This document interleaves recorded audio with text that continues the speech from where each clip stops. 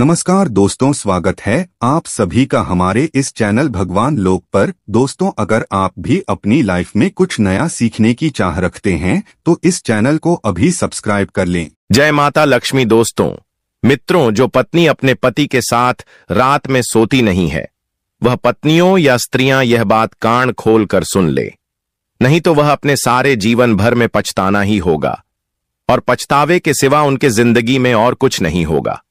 उनको जिंदगी भर पछताना ही होगा।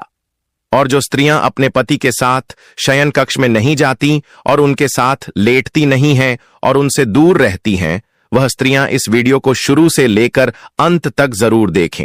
और कुछ ऐसी स्त्रियां हैं जो अपने पति को अपने पास सोने नहीं देती हैं और अपने से दूर रखती हैं, अपने पति को अपने पास आने से रोकती हैं।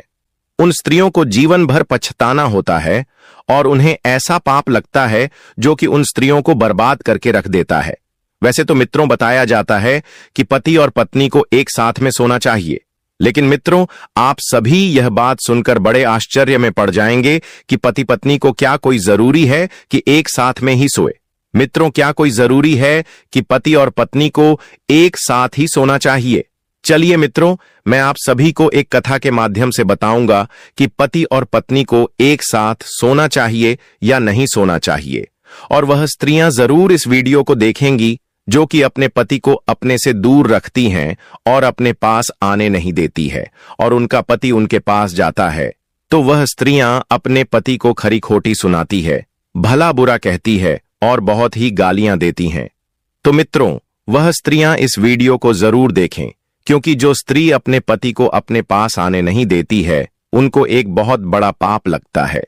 मित्रों, एक बार की बात है, उत्तर प्रदेश में एक स्वभावमान नगरी थी। उस नगर में एक छोटा सा जंगल था और उस जंगल के बीचों बीच में एक छोटा सा तालाब था, और उस तालाब के किनारे छोटे छोटे पेड़ थे, और वहां पर पंछियों की गुनगुनाहट पूरे जंगल में सुनाई दे रही थी।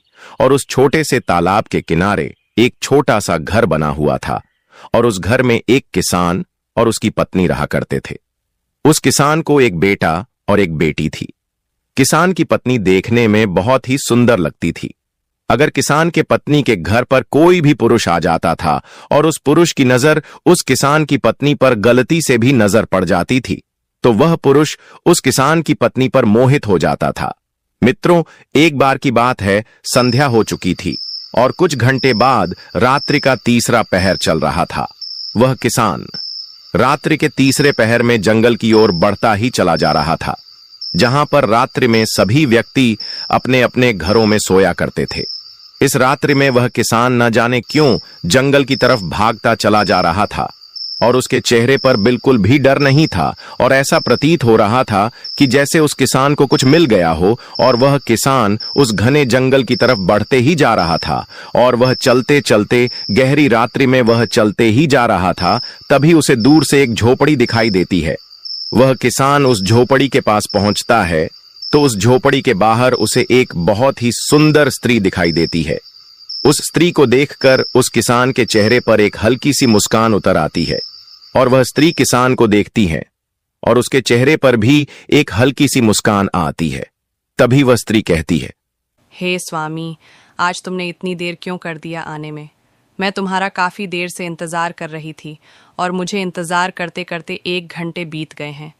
आगे वह स्त्री कहती है, हे स्वामी, अभी तो मैं यहाँ से जाने ही वाली थी, तभी मुझे किसी के पैरों की आवाज सुनाई देती है, तो मैं यहाँ पर चुपचाप खड़ी हो गई। तभी मुझे आप दिखाई दिए, तो मैं आपको देखकर यहाँ पर रुक गई। आगे वह किसान कहता है, हे प्रिय, आज मेरी पत्नी को नींद नहीं आ रही थी, तो फिर मैं उसको कह रहा था कि है प्रिय, तुम सो जाओ। तो मेरी पत्नी मुझसे कहती है, हे स्वामी, न जाने क्यों आज मुझे नींद नहीं आ रही है। तभी मैं अपनी पत्नी को अपने पास बुला लिया और उसे फिर मैंने अपने बाहों में ले जाकर सुला दिया। उसके बाद जैसे ही मेरी पत्नी सो गई, मैं तुरंत उसको छोड़कर झट से घर से बाहर निकला और तुम्हारे पास चला आया, इसलिए आज मुझे आने में थोड़ा सा विलंब हो गया। तब वह स्त्री कहती है, हे स्वामी, आज मुझे भी विलंब हो गई थी, लेकिन मैंने सोचा कि आप आ गए होंगे, परंतु जब मैं यहाँ पर आई तो आप यहाँ पर आए नहीं थे, तो मैं सोच रही थी कि शायद आप आकर यहाँ से चले गए होंगे, तभी मैंने सोचा कि थोड़ा सा आपका इंतज़ार कर लें। इंतज़ार करते करते मुझे 1 घंटा बीत गया। मैं जाने ही वाली थी, तभी आप मुझे दिखाई दिए और मैं यहाँ पर रुक गई। तभी वह पुरुष आगे कहता है, हे प्रिय, चलिए अब हम दोनों झोपड़ी के अंदर चलते हैं। तभी वह स्त्री बोली, हाँ स्वामी, आप सच कह रहे हैं, चलिए हम दोनों झोपड़ी के अंदर चलते हैं और अपनी जिंदगी का मजा लेते हैं। हे स्वामी, आप जल्दी चलिए, क्योंकि सवेरा होने ही वाला है और थोड़ा बहुत मजा लेकर हम दोनों को अपने अपने घर जाना होगा, नहीं तो मेरा पति जल्दी ही उठ जाता है। एक दिन तो मैं पकड़ गई थी, परंतु मैं अपने पति को बताया कि मैं शौचालय गई थी, तब मेरा पति मुझे कुछ नहीं बोला।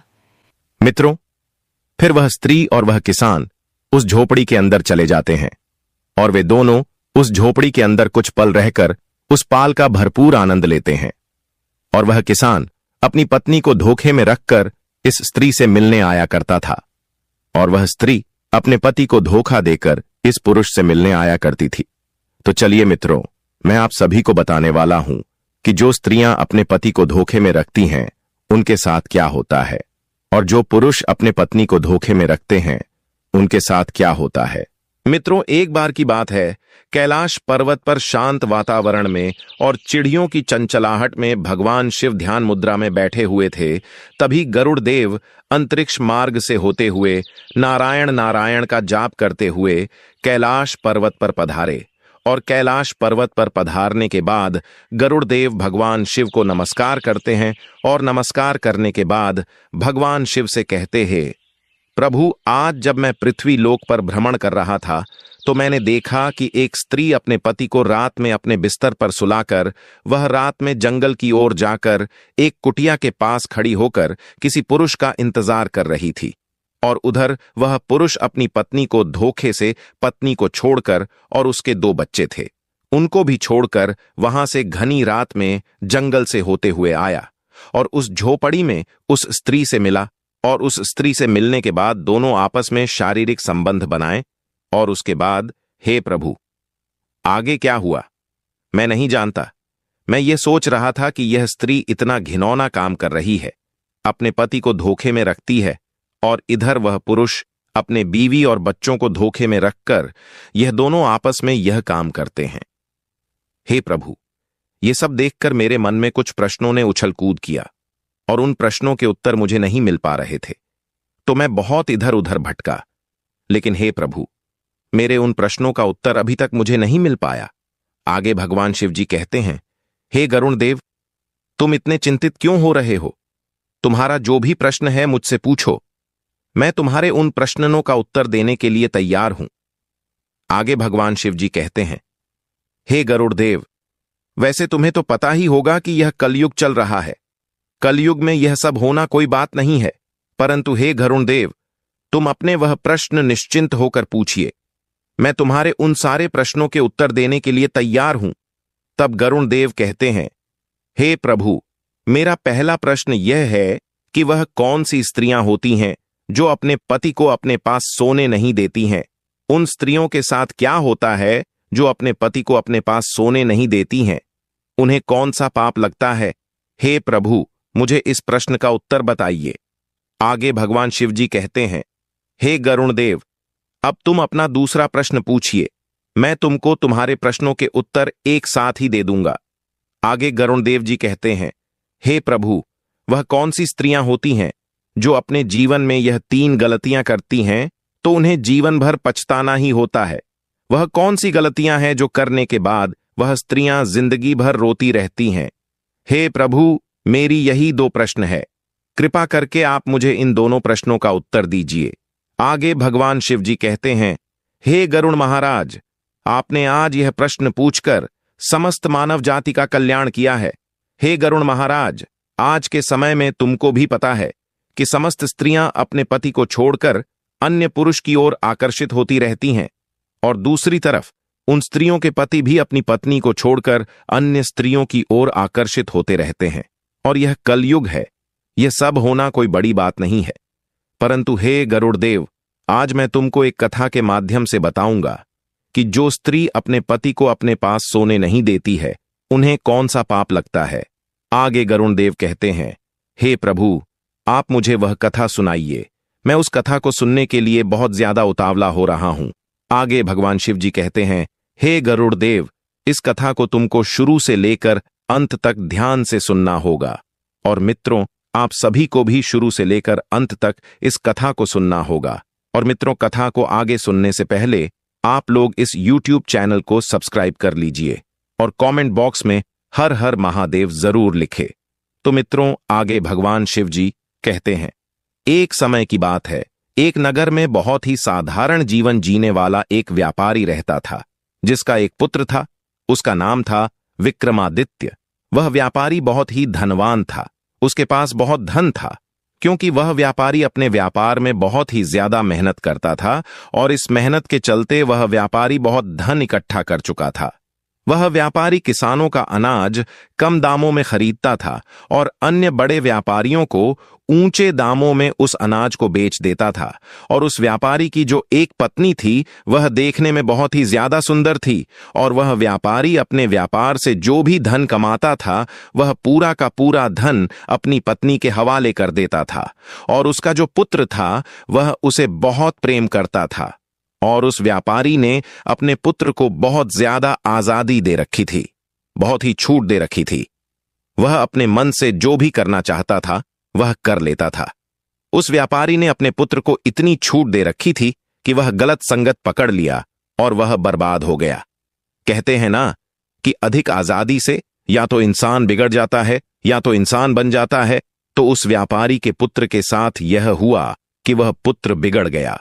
वह गलत लोगों के साथ रहकर गलत रास्ते पर जाने पर मजबूर कर देती है, क्योंकि ज्यादा आजादी पुत्र के लिए हानिकारक होती है। उस व्यापारी का बेटा, जिसका नाम विक्रमादित्य था, वह जुआ भी खेलने लगा और अपने पिता का धन जुए में उड़ाने लगा। वह अपनी मां से झूठ बोलकर धन ले जाया करता था और जुए में हार जाया करता था। और तो और मित्रों, वह इतनी कम उम्र में अपनी काम वासना को शांत करने के लिए वेश्याओं के पास जाने लगा। और एक दिन कहीं से उस व्यापारी को खबर मिलती है कि तुम्हारा पुत्र अपनी हवस बुझाने के लिए वेश्याओं के पास जाता है और वह नशा पत्ती भी करता है और वह जुआ भी खेलता है। और वह व्यापारी अपने मन ही मन में सोचता है, इसका खर्च बहुत ज्यादा बढ़ गया है, अब कोई उपाय करना ही होगा।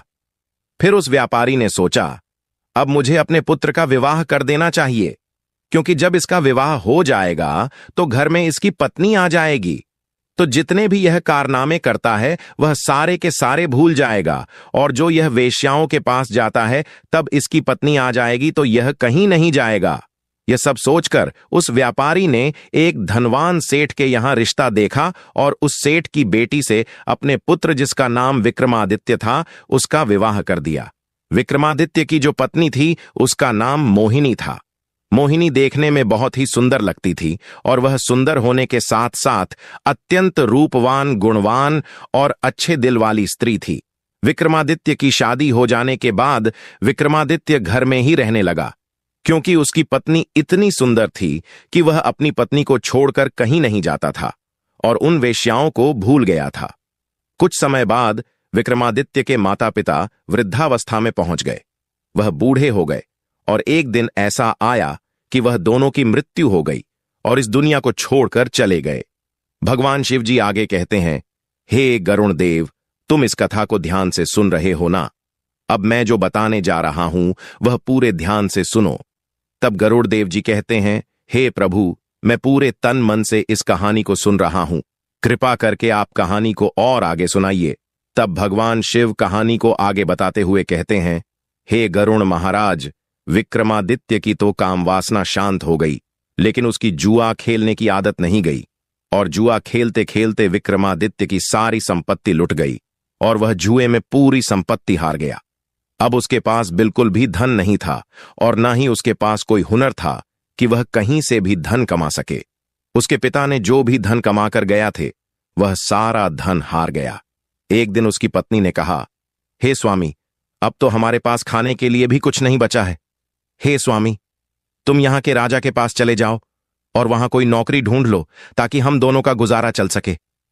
भगवान शिव जी आगे कहते हैं, हे गरुड़ देव, समझने वाली बात है, अगर कोई व्यक्ति राजा के पास नौकरी मांगने के लिए जाता है तो राजा पहले उससे पूछता है कि तुम क्या कर सकते हो, अगर तुम्हारे पास कोई अच्छा हुनर है तो तुम्हें नौकरी भी दे दी जाएगी या किसी का कार्य पर रख ले, और अगर उसके पास कोई हुनर नहीं है तो उसे बेकार आदमी समझकर उसको वहां से निकाल दिया जाएगा।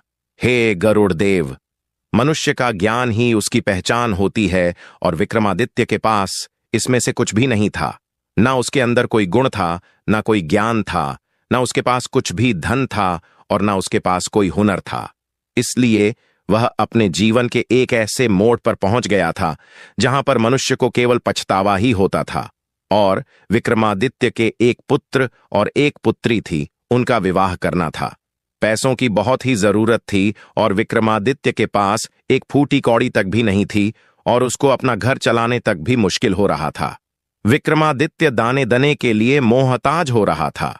विक्रमादित्य अपने शरीर की शक्ति पूरी तरह से बर्बाद कर चुका था। एक दिन विक्रमादित्य काम वासना के भाव से अपनी पत्नी के पास गया। तब उसकी पत्नी बोली, इस संसार में इंसान का सबसे बड़ा सुख केवल काम वासना ही नहीं होता है, बल्कि कि जरूरतमंद लोगों की मदद करना भी होता है। और जो लोग काम वासना के चक्कर में अंधे हुए हैं वह बर्बाद हुए हैं। आगे विक्रमादित्य की पत्नी कहती है, हे स्वामी, अब मैं तुम्हें 3 गलतियां जो बताने जा रही हूं उन्हें बहुत ही गौर से सुनना, क्योंकि मनुष्य यह 3 गलतियां कर बैठता है। कुछ लोग अनजाने में करते हैं तो कुछ लोग जानबूझकर कर बैठते हैं, और जो लोग यह गलतियां कर बैठते हैं वे बाद में पूरी तरह से बर्बाद हो जाते हैं। सबसे पहली गलती यह है, जो अपने जीवन के शुरुआती दिनों में अच्छी शिक्षा और हुनर नहीं सीखते हैं तो अपने जीवन और करियर में कई तरह की दिक्कतों का सामना करते हैं। आपकी यही गलती आपको जीवन भर परेशान कर सकती है। दूसरी गलती यह है, कार्यों को टालने की आदत।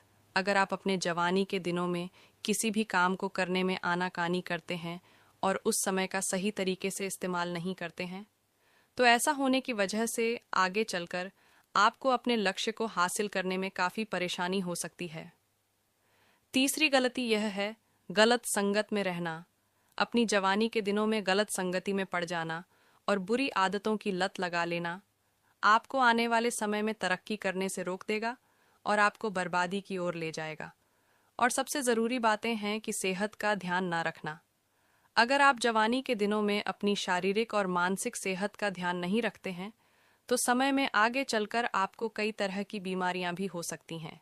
इसलिए अपनी सेहत का विशेष ध्यान रखना अति आवश्यक होता है। विक्रमादित्य की पत्नी विक्रमादित्य से आगे कहती है, हे स्वामी, तुमने तो अपने जीवन की शुरुआत ही गलत तरीके से कर ली, इसीलिए आज हम लोगों को इस तरह की दिक्कतों का सामना करना पड़ रहा है। अब मैं तुम्हारे साथ काम क्रीड़ा नहीं करना चाहती हूँ, तुम्हारे साथ ना सोना चाहती हूँ और ना ही सुलाना चाहती हूँ। अब हम दोनों की उम्र भी आधी से ऊपर हो गई है। मैं भगवान की सेवा करना चाहती हूँ, भगवान हम लोगों की सहायता अवश्य करेंगे। अब यही समय है आत्मा को परमात्मा से जोड़ने का। बाल अवस्था यानी जवानी तक लोगों का जीवन ब्रह्मचारी होता है। ब्रह्मचारी के बाद लोग विवाहित जीवन में आते हैं। विवाहित जीवन में आने के बाद लोग पुत्र की कामना करते हैं। पुत्र होने के बाद लोग बहू की कामना करते हैं, फिर बूढ़े हो जाते हैं और फिर उस ब्रह्मचारी जीवन में वापस चले जाते हैं जहाँ से विवाहित जीवन में आए थे। इसीलिए ब्रह्मचारी जीवन में जाना ही बेहतर है। जिस तरह युवावस्था को बर्बाद किया है उसी तरह वृद्धावस्था नहीं करना चाहिए। पूजा पाठ भजन कीर्तन आदि करना चाहिए और मैं अपने आप को बर्बाद नहीं होने देना चाहती हूँ। अब तो तुम समझ ही गए होंगे कि मैं तुम्हारे साथ काम क्रीड़ा क्यों नहीं करना चाहती हूँ और तुम्हारे साथ क्यों नहीं सोना चाहती हूँ। अब हम लोगों का केवल एक ही लक्ष्य है, अपने बच्चों का विवाह कर देना। तुम काम क्रीड़ा को भूलकर मेहनत पर ध्यान दो। एक दिन भगवान हम लोगों की जरूर सुनेगा। आगे भगवान शिव कहते हैं कि हे गरुड़ महाराज, उस विक्रमादित्य की पत्नी ने सही कहा था। जो लोग मुझसे सच्चे मन से जुड़ जाते हैं उन्हें कभी कोई चीज की तकलीफ हो ही नहीं सकती। फिर क्या होता है, उस औरत को एक बूढ़ी औरत मिल जाती है और वह बूढ़ी औरत जो थी अपना सारा धन संपत्ति विक्रमादित्य की पत्नी को दे देती है और उसी के घर में रहने लगती है और कहती है कि मेरे पास कोई पुत्र नहीं है, तुम ही मुझे संभालो। मुझे तो 2 वक्त की रोटी मिल जाए, इतना ही मेरे लिए काफी है। फिर वह बूढ़ी औरत विक्रमादित्य के घर पर ही रहने लगती है। विक्रमादित्य ने अपने दोनों लड़कों का विवाह भी कर दिया और हंसी खुशी से पूरे परिवार में रहने लगता है। भगवान शिव कहते हैं कि हे गरुड़देव, उस बूढ़ी के धन से विक्रमादित्य की बीवी का परिवार जो था उसमें सुधार तो आ गया, उसके घर में धन भी हो गया था, परंतु विक्रमादित्य थोड़ा गलत मार्ग पर पहुंच गया। उसकी पत्नी ने उसके साथ सोने से मना कर दिया, काम क्रीड़ा करने से भी मना कर दिया। भगवान शिव आगे कहते हैं, हे गरुड़ महाराज, इसीलिए विक्रमादित्य दूसरे रास्ते पर निकल गया, जो रास्ता विक्रमादित्य के लिए बहुत ही गलत था, जिसे आप देख करके आ रहे हो। विक्रमादित्य जो था वह एक स्त्री के प्रेम के जाल में फंस गया था, क्योंकि उसकी स्त्री जो थी ना तो उसके साथ सोती थी और ना उसे सोने देती थी, और ना ही उसकी काम वासना को शांत करने के लिए उसके साथ काम क्रीड़ा करती थी। अपनी काम वासना से पीड़ित होकर के वह मनमौजी था। दूसरी स्त्री के प्रेम के जाल में फंस जाता है और रात्रि में अपनी पत्नी को सुलाने के बाद गांव से बाहर एक झोपड़ी में जाकर के उस पत्नी के साथ अपनी काम वासना को शांत करने के लिए उसी झोपड़ी में काम वासना को शांत करता है। काम वासना को शांत करने के बाद दोनों अपने अपने घर चले जाते हैं।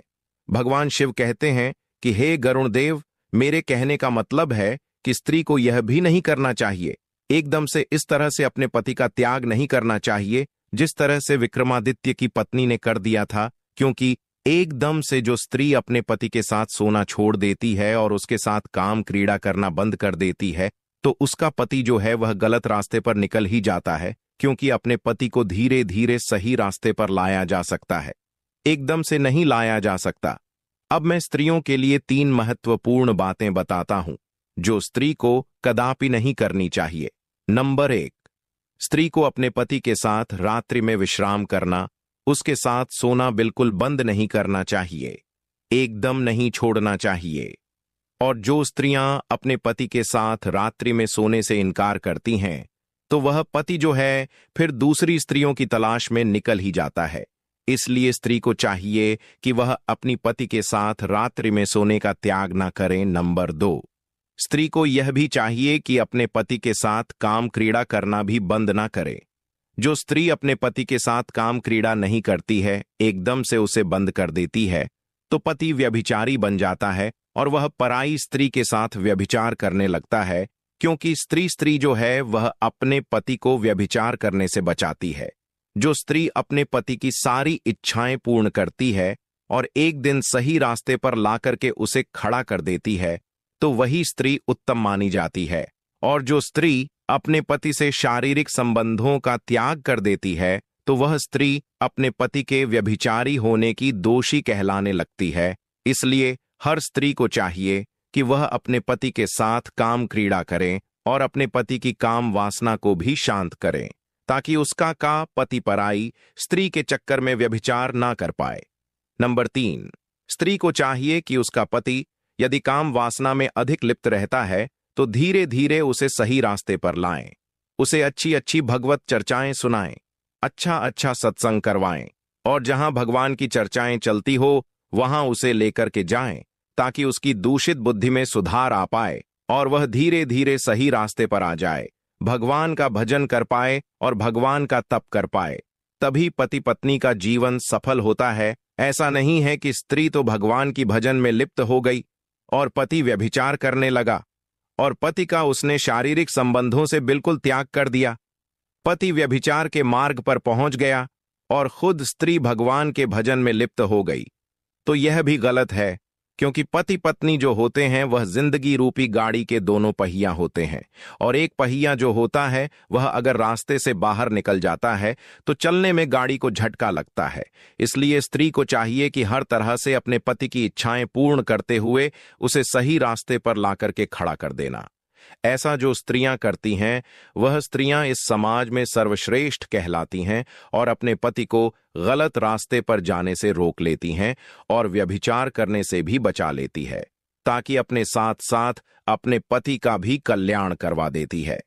भगवान शिव कहते हैं कि हे महाराज, अब तो तुम जान ही गए होंगे कि जिस पुरुष को आप देख करके आ रहे हो, उस झोपड़ी में स्त्री के साथ जो काम क्रीड़ा में लिप्त था वह विक्रमादित्य ही था, जो उसकी स्त्री ने उसके साथ शारीरिक संबंधों से बिल्कुल अपना मोह मोड़ लिया था। ना तो उसके साथ सोती थी और ना उसके साथ काम क्रीड़ा करती थी। अपनी काम वासना को शांत करने के लिए विक्रमादित्य जो था वह पराई स्त्री के साथ व्यभिचार करने में लिप्त हो गया, जिसे आप देख करके आ रहे हो। गरुड़ महाराज अपने प्रश्नों का उत्तर जानकर बहुत प्रसन्न हो जाते हैं और नारायण नारायण का जाप करते हुए वहां से प्रस्थान कर जाते हैं। तो मित्रों, आप सभी को यह कथा कैसी लगी कमेंट बॉक्स में कमेंट करके जरूर बताएं। और मित्रों, अगर आप लोगों को यह कथा पसंद आया हो तो वीडियो को लाइक कर देना और साथ में ही हमारे इस वीडियो को यहां तक देखने के लिए दिल से धन्यवाद। मिलते हैं किसी और पौराणिक कथा के साथ।